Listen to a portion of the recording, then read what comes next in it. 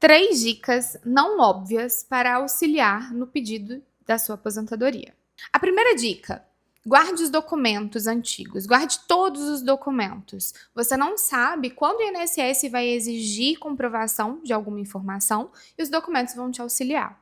Segunda dica: confira no seu CNIS se existem contribuições abaixo do valor do salário mínimo. Pode ser que elas auxiliem na concessão do seu benefício, caso você as complemente.